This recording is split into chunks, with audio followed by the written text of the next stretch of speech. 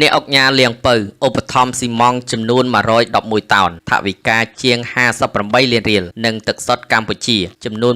1500កេសជូនដល់កងកម្លាំងជួរមុខនៅតាមបន្ទាត់ព្រំដែន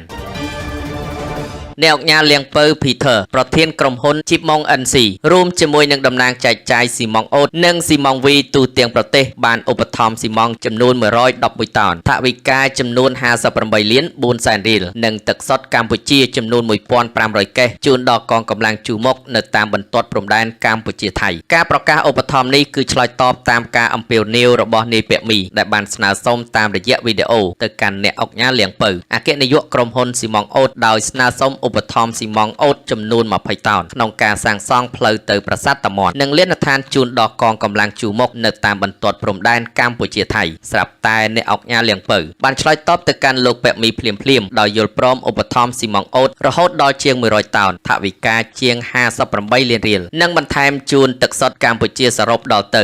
1500កេសដល់កងកម្លាំងជួរមុខដែលបានឈរជើងនៅតាមបន្ទាត់ព្រំដែនការពារបូរណភាពទឹកដីប្រទេសកម្ពុជាហើយអ្នកអង្គការនឹងអញ្ជើញទៅប្រគល់ផ្ទាល់នៅថ្ងៃទី2ខែកក្កដាឆ្នាំ2025នេះសូមបញ្ជាក់ថាស៊ីម៉ងអូតនិងស៊ីម៉ងវីគឺជាផលិតផលរបស់ក្រុមហ៊ុនជីបម៉ងដែលជាស៊ីម៉ងដែលមានគុណភាពល្អដាច់គេក្នុងប្រទេសកម្ពុជាស៊ីម៉ងអូតនិងស៊ីម៉ងវីត្រូវបានផលិតឡើងដោយបច្ចេកវិទ្យាទំនើបចុងក្រោយបង្អស់មកពីអឺរ៉ុបមិនតែប៉ុណ្ណោះស៊ីម៉ងអូតនិងស៊ីម៉ងវីដែលមានទាំងរង្វាន់លើកទឹកចិត្តនិងគុណភាពខ្ពស់មានលក់នៅលើទីផ្សារគ្រប់ដេប៉ូចែកចាយទូទាំងប្រទេសក្រុមហ៊ុនជីបម៉ង NC Cement Corporation ដែលជាបុតសម្ព័ន្ធពាណិជ្ជកម្មមួយរបស់ក្រុមហ៊ុន Chipmong Group បានវិនិយោគទឹកប្រាក់ប្រមាណជិត$300លានសហរដ្ឋអាមេរិកដើម្បីបង្កើតរោងចក្រផលិតស៊ីម៉ងខ្នាតយក្សដ៏ធំដំបូងគេនៅកម្ពុជារោងចក្រវិនិយោគឡើងដោយកូនខ្មែរមួយនេះបាននឹងកំពុងតែប្រើប្រាស់ម៉ាស៊ីនបំពាក់នៅបច្ចេកវិទ្យាទំនើបចុងក្រោយបង្អស់និងជាពិសេសគិតគូរខ្លាំងបំផុតដល់ផលប៉ះពាល់បរិស្ថានដើម្បីធានាឲ្យបាននៅផលិតផលស៊ីម៉ងស្តង់ដារ